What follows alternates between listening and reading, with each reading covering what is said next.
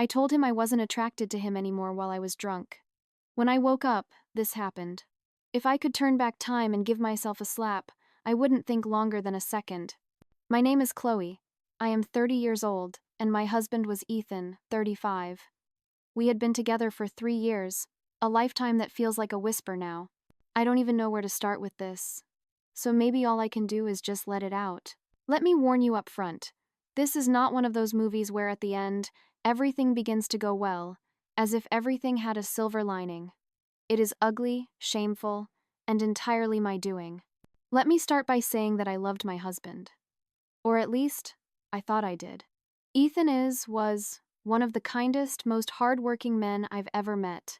He ran his own small business, a landscaping company that, despite its humble beginnings, was slowly thriving thanks to his relentless dedication. Even though he wasn't the flashy type, he was the kind of guy you could depend on. The kind of guy who remembered your favorite coffee order without asking, and stayed up late helping you with stuff you didn't even realize you needed help with. I'm not here to brag about him, though. Actually, the reason I'm here is because I managed to ruin everything we had. All of it. It all started last Friday. My night out happened in the evening after work, and that was what I considered a girls' night out. There was wine, beer, spirits, just about everything being served. And to be truthful, I was a little tipsy by the time I got home. Not just tipsy, no. I was feeling high, both from alcohol and from, I don't know, bitterness? Insecurity? Who even knows what goes on in your head when the liquor takes hold? Ethan was waiting for me when I got home. He'd stayed up late just like he always did, because he wanted to make sure I got back safe. That was Ethan. Reliable. Steady. My rock. And what did I do? Instead of thanking him, instead of appreciating that quiet, unwavering presence, I looked him straight in the eyes, my vision blurry, my tongue thick, and said, "I'm not even attracted to you anymore." The words hung in the air, heavy and poisonous. I remember the slight shift in his posture, the way his shoulders seemed to slump, as if the very air had been sucked out of the room. A flicker of something, pain, confusion, disbelief, crossed his face before it smoothed into an unreadable mask. He didn't say a word. Just watched me stumble past him, the front door clicking shut behind me as I made my way to bed, the world spinning. The worst part? I didn't even remember saying it in the first place. Not immediately. That morning, I woke up with blurred vision and indistinct thoughts, feeling like my head was going to burst into flames. The sunlight, usually a welcome guest, felt like a harsh spotlight illuminating my shame. Ethan was sitting on the edge of the bed, not looking at me, but staring at the carpet as though his heart had been ripped out of his chest and left there, trampled. His first words to me, spoken in a voice so quiet it was barely a whisper, felt like a physical blow. "Is this what you really think of me?" And that is when it all fell apart. The memory, a hazy, distorted film, began to rewind in my mind. The taste of cheap wine, the cacophony of the bar, the insistent throb behind my temples. And then, his face. The moment I had uttered those cruel, unforgivable words. The dawning horror was a cold, sharp blade twisting in my gut. I had done it. I had said it. The dam had broken, and the torrent of my own unspoken dissatisfaction had poured out, drowning everything good in its path. Ethan and I met about 4 years ago at this little cafe downtown, the Daily Grind, where he worked as a manager. I still remember the first time I saw him. He was standing behind the counter, wearing this plain button-up shirt and the kind of tired smile that told me he'd had a long day. He wasn't overtly handsome in a way that would turn heads, not in the way I was used to, anyway. I wouldn't call it love at first sight. It wasn't anything like that. He wasn't my type at all. I mean, he was cute in a way, but not in the tall, fit, charming way that usually caught my attention. Ethan was different, quiet, dependable. Honestly, just a bit ordinary. I didn't pay much attention to him at first. Our interactions were purely transactional. A hurried coffee order, a mumbled thank you. We exchanged a few words one day when I went in during lunchtime. I had left my napkins behind on the counter, lost in thought. Instead of just passing them to me, he cracked this little joke, saying that either I was saving the world now or something. It wasn't something hilarious or anything, but at least I laughed. A genuine laugh, not the polite one I usually offered. I suppose that's where it all originated, or began. A tiny spark in the mundane. At the time, I wasn't really looking for a relationship. I'd just come out of a messy breakup with this guy who, looking back, was all looks and no substance. He was a whirlwind of excitement and drama, the kind of man my friends always admired from afar. But when the dust settled, there was nothing left but a void. My friends were always teasing me about my bad taste in men. Chloe, my friend Sophia once said, her voice laced with exasperation, maybe it's time to stop going for the flashy guys and find someone who actually treats you right. I guess Ethan fit the bill. He wasn't flashy or overly confident, but he had this way of making you feel safe. Several weeks went by while both of us would visit the cafe occasionally to buy coffee, me as a customer, him behind the counter. And then one day he invited me out. That's right. I recall even taking some time to think before responding yes. I didn't know whether I was physically attracted to him or not in the magnetic, instant way I'd felt for others. But I said to myself, why not? I was done with always searching for men who were infatuated with me but had no regard for me as a person. And Ethan? He cared. It was quite clear immediately. He listened. He remembered. He saw me. We dated for about a year and a half before he proposed. It wasn't anything grand. No big romantic gestures or fancy dinners. He just took me to our favorite park one afternoon, the one with the old oak tree where we'd spent so many quiet hours talking, pulled out a simple silver ring, and said, "Chloe, you're my best friend. I can't imagine life without you. Will you marry me?" It wasn't the kind of proposal you'd see in a movie, but it felt right. It felt real. So I said yes. The whole first year of our marriage was fine. Great, even. Ethan was all the things that I believed I needed in a partner. He was indeed a good friend, very dependable, friendly, and would always find time for me despite his job becoming hectic. He made me feel seen, cherished. I'd never felt more loved. Yet, somewhere along this process, the slide began. A subtle shift, like tectonic plates moving imperceptibly beneath the surface, building pressure for an eventual quake. I can't pinpoint exactly when it happened, but little cracks began to show. It wasn't like we were fighting all the time or anything. It was more subtle than that. I started noticing things I hadn't before, things that, in my twisted mind, began to chafe. Like the way his shirts didn't fit quite right around his midsection, or how he never seemed interested in working out. I told myself it didn't matter, that these were trivial things, but part of me wondered if I'd settled too soon. Looking back, I still cannot say when it happened, but at some point, I started to perceive Ethan differently. This was not like he suddenly transformed into a completely different person or did something wrong that I would find disagreeable. He remained the same good-natured man I had wedded. But something in me shifted. Perhaps it was the numerous brunches that I have had with my friends. The endless conversations about their partners. "Oh, have you seen Mark's new abs? He benched pressed 200 today?" Or Liam took me on a surprise weekend getaway to Aspen without even asking. "Check how healthy he is in this photograph. Hiking that mountain." Then they'd turn to me, their expectant faces waiting for my own contribution to the perfect partner narrative, and I would feel that sinking feeling in the pit of my stomach. Don't get me wrong, Ethan was great in a lot of ways. He was kind, supportive, always there for me. But, in those moments, all I could think about was how we didn't fit the picture-perfect image I wanted. I'd scroll through Instagram and see couples smiling at the gym, or on exotic vacations, their lives curated for public admiration. Then I'd look at the few pictures I had with Ethan. He wasn't photogenic. He always looked stiff, and his clothes never seemed to sit right. It wasn't fair, but I started wishing he looked different, taller, fitter, more something. Instead of appreciating him for who he was, I began to find petty, insignificant things to quarrel about. For example, if he wore a shirt too tight on the belly, I'd tell him, "Just maybe that shirt is a little too snug, sweetheart." Or if he went back for more at the table, I would chuckle. "Well, you are certainly making up for it tonight." I thought I was being clever, witty, light-hearted. Now I see those little remarks probably really hurt him more than I understood. They were tiny, insidious cuts, designed to chip away at his confidence, and by extension, at my own growing dissatisfaction. Ethan noticed the change, of course. He wasn't oblivious. He'd ask, "Is everything okay with us?" Or, "You've been kind of quiet lately." I'd brush it off every time.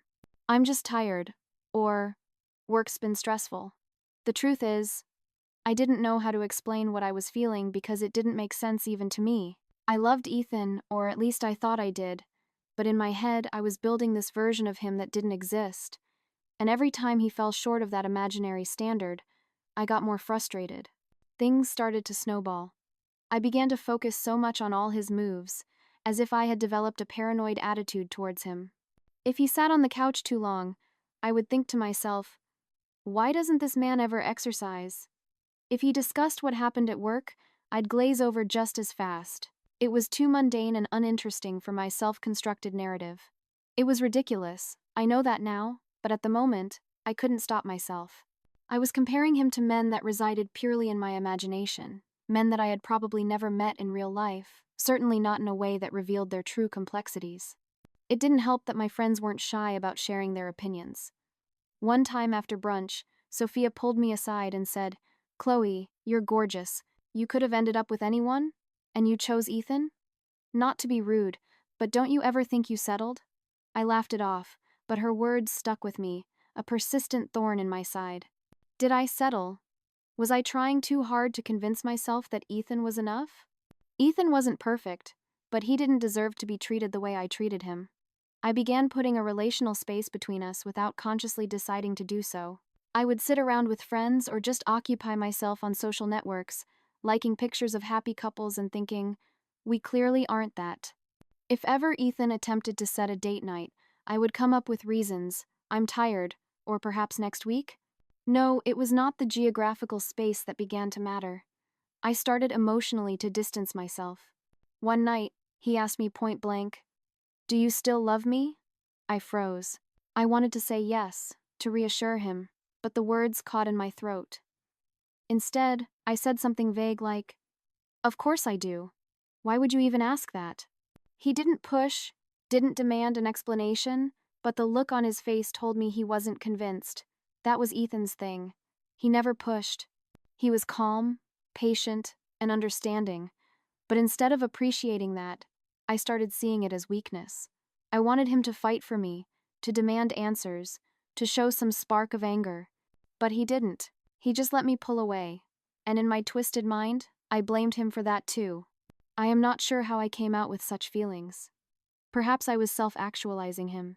Perhaps I was attempting to ruin the best thing that I have ever had because, in my heart, I believed that I didn't deserve it. That is all I know.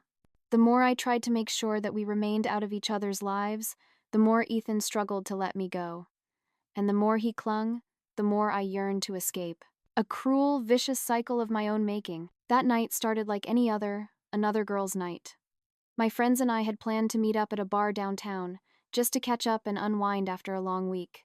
It wasn't supposed to be a big deal, just a drink or two, maybe some laughs, and then home by midnight. But somewhere along the way, one drink turned into 3, then 4, and before I knew it, I'd completely lost track of how much I'd had. The music was loud, the conversations were flowing, and honestly, I wasn't thinking about anything except how nice it felt to not worry about my life for a change.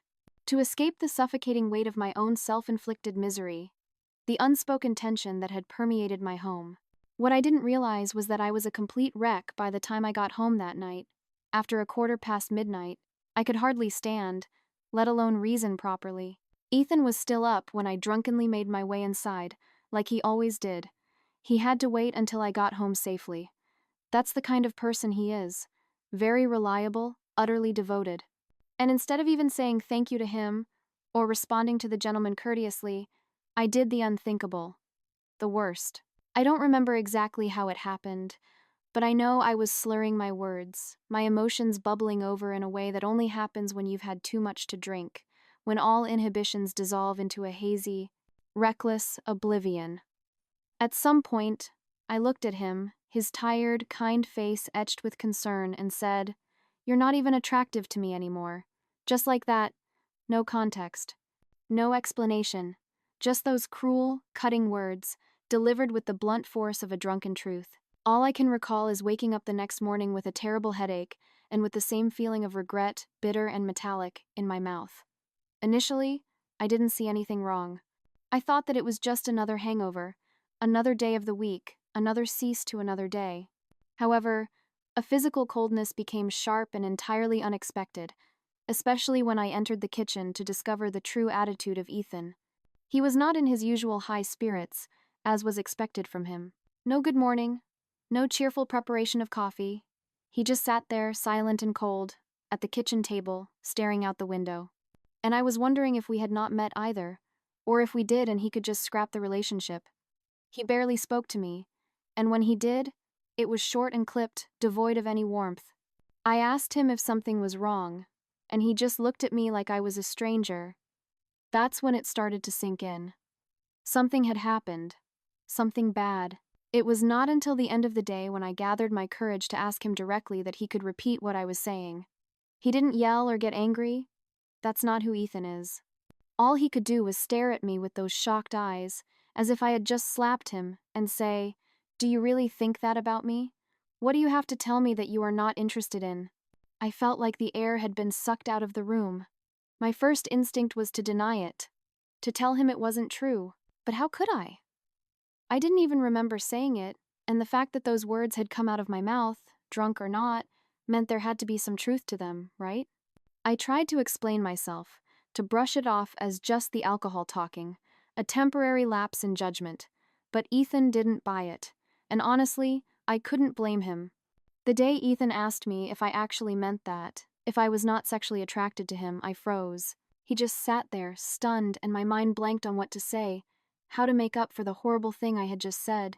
After what seemed to be an eternity, I murmured an apology, saying it was just the liquor talking, that I didn't mean it. But I said that, and even as I was saying it, I felt how feeble it actually was. It was a hollow excuse, a pathetic attempt to deflect responsibility. Ethan didn't yell or argue. That almost made it worse. He just nodded slightly, like he was processing what I said, letting the words sink into the deep recesses of his being. Then he replied, "I need some time to think." Then he walked away, leaving me standing there in the kitchen, with a pit growing in my stomach. That was Ethan, calm and composed, even when he was clearly hurt. And instead of making me feel relieved, it made me feel worse. His silence was far more damning than any outburst could have been. The next several days were odd, would be the most accurate way to describe it at this juncture. Ethan didn't mention it again, but everything was different. He was just cutting me off and building some sort of wall between us, as if it was the most natural thing in the world. Overnight, he began to go to work early and return late at night, with a line that he had a lot of business to handle.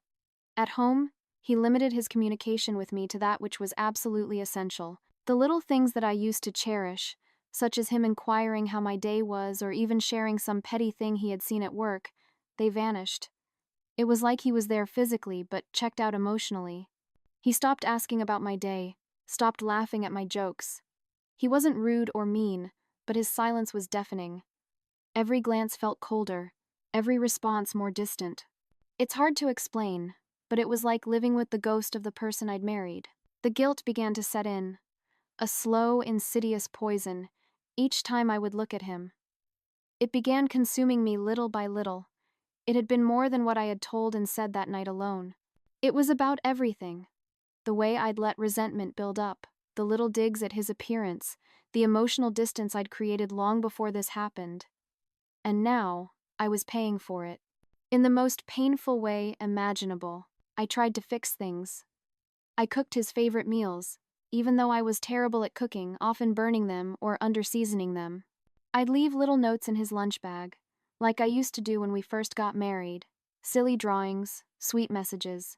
One night, I even tried to initiate intimacy, hoping it would bridge the gap between us, hoping physical closeness could somehow mend the emotional chasm. But every time, he just gave me this sad, tired look, like he wanted to say something but couldn't, like the words were stuck in his throat, choked by my betrayal. And then he'd say, "I'm not in the mood," or, "Maybe another time." It hurt, a deep, searing pain, but I couldn't blame him. I'd started this mess. I was the architect of my own undoing.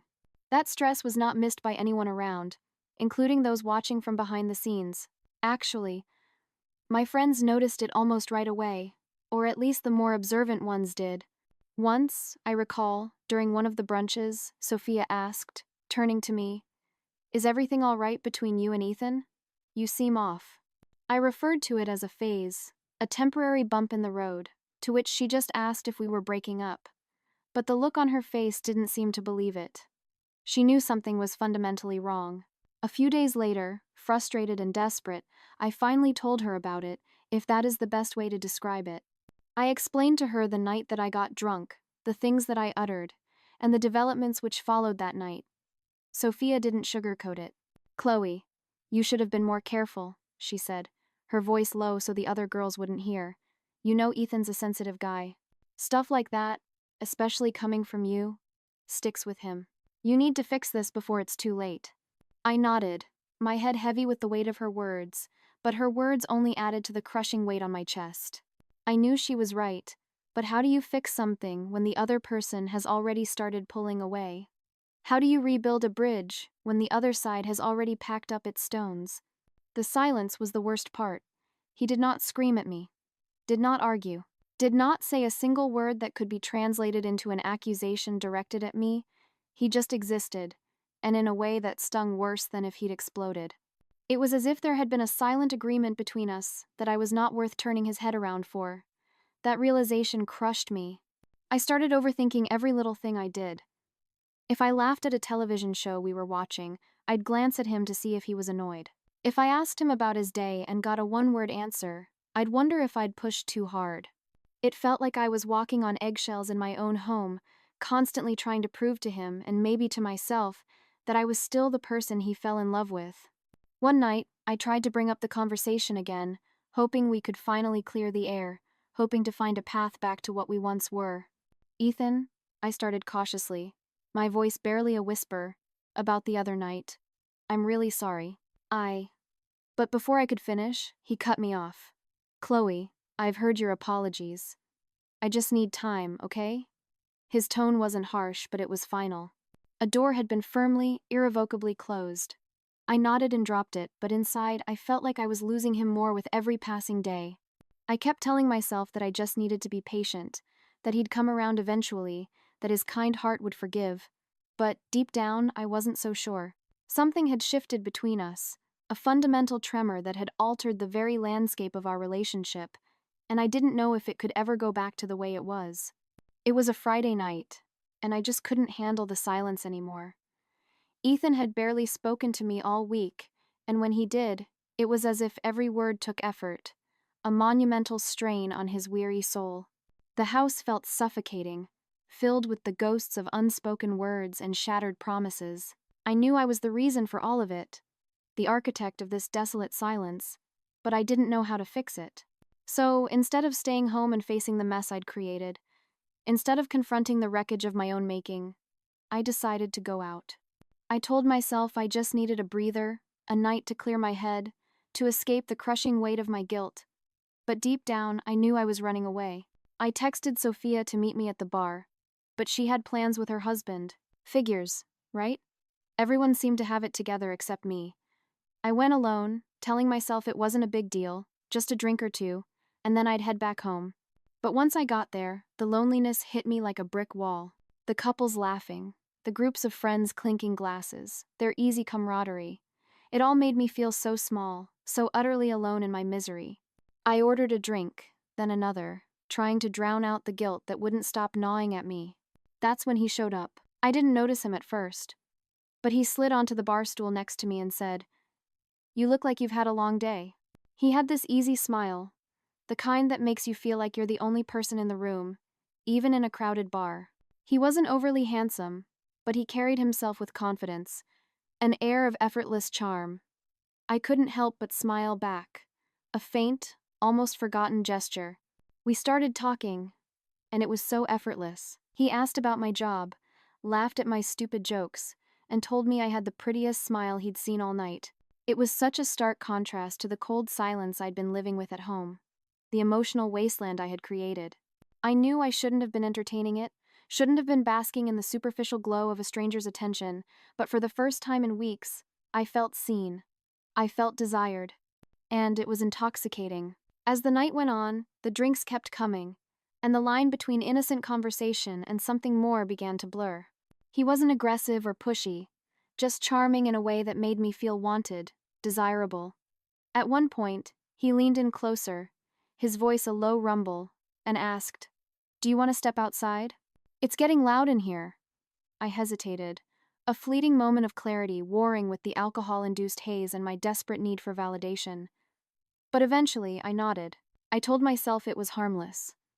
We were just going to talk outside. The cool night air hit me like a wake-up call, a sharp slap of reality.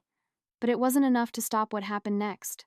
We stood by his car, talking and laughing, and he said something about how he couldn't believe someone like me was out alone.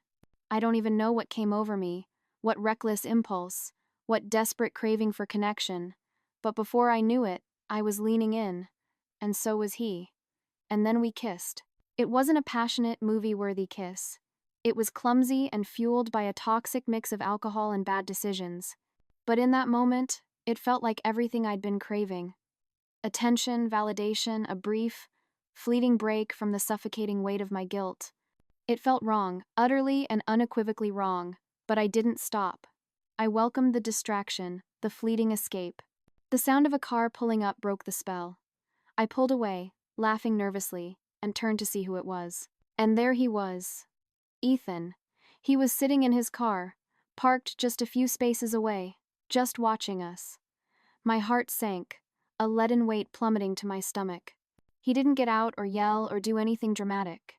He just sat there, in the dim glow of the parking lot lights, with this look on his face, disappointed, almost disgusted. I'll never forget the way he looked at me, like I was someone he didn't even recognize, a stranger, a betrayer. The guy I'd been talking to noticed my reaction and followed my gaze. "Do you know him?" he asked, looking between Ethan and me, a flicker of understanding dawning in his eyes. I stammered, my voice barely audible. That's my husband." His face immediately dropped. He took a step back and muttered, "I didn't know you were married." I wouldn't have. But I wasn't listening anymore. My focus was solely on Ethan. I started walking toward his car, panic clawing at my throat. "Ethan, wait!" I called out, my voice hoarse with desperation. But he didn't say a word. He just rolled up the window, slowly, deliberately, and drove off, leaving me standing there in the middle of the parking lot like an idiot. The guy from the bar tried to apologize again, but I waved him off. "Just go," I said, barely holding it together. He didn't argue and quickly disappeared back into the bar. I was alone. My heart racing, my mind spinning with all the ways I'd screwed up. I couldn't believe what I'd just done. I got in my car and tried calling Ethan, but he didn't answer. I must have called him 5 or 6 times, but nothing. By the time I got home, his car wasn't in the driveway. The house was dark, and his keys were gone. That's when it hit me.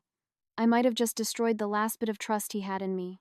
And this time, I didn't think I could fix it. This time, the damage felt irreparable, carved into the very soul of our existence. The next morning, I woke up feeling like I'd been hit by a truck.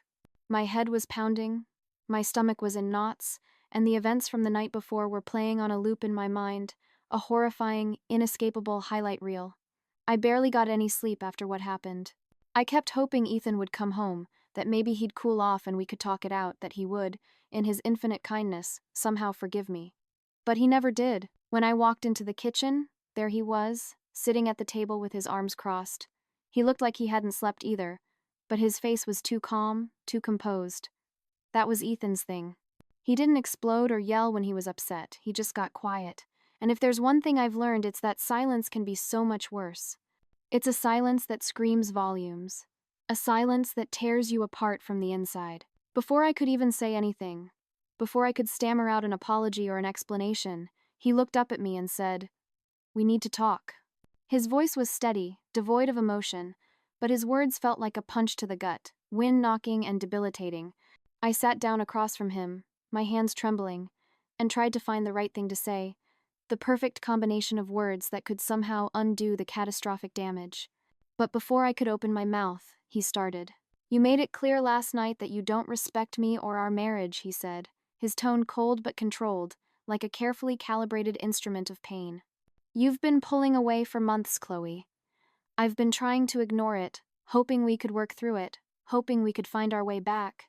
He paused, his jaw tightening, his eyes, usually so warm and full of affection, now distant and wounded. But what I saw last night, that was the final straw. I felt my throat close up, a desperate sob catching in my chest. Ethan, it wasn't what it looked like, I swear. I didn't mean for any of that to happen. My voice cracked, raw with unshed tears, and I could feel them starting to well up, blurring my vision further. I was just... Don't, he cut me off, holding up his hand, a gesture of absolute finality. Don't make excuses. You kissed another man. You chose to do that, Chloe. And even if you didn't mean for it to happen, it did. And I can't come back from that. I broke down, the weight of everything crashing over me, a tsunami of guilt and regret. I'm so sorry. I sobbed, my body racked with tremors. I messed up. I know I did. But I love you, Ethan. Please, just let me make it right. He shook his head, slowly, deliberately. And for the first time, I saw his eyes glisten, though he didn't let a single tear fall. His composure was unnerving, a stark contrast to my own messy despair. I gave you everything I had, Chloe. And it still wasn't enough. I don't even know who you are anymore. His voice, though still quiet, held an unfamiliar edge, a resignation that was more devastating than any anger. I hope you find whatever you're looking for, but it won't be with me. Those words hit harder than anything he could have yelled at me. They were the sound of a door slamming shut, a bridge burning to ashes. I wanted to argue, to plead with him, to tell him that I had changed, that I would change, that I would do anything. But I could see it in his face. He was done. This wasn't just anger or hurt. This was final. This was the end. He stood up and walked toward the door, his movements deliberate, unhurried. I'll pack my things and move out by the end of the week, he said, his voice steady but distant, as if speaking about a stranger. I'll have my lawyer contact you about the separation. Ethan, please, I begged, stumbling after him to the door, my hands reaching out, desperate to grasp onto anything, any shred of hope. Don't do this. I'll do anything to fix it. Just tell me what to do. He turned to look at me one last time, his expression blank, devoid of any discernible emotion.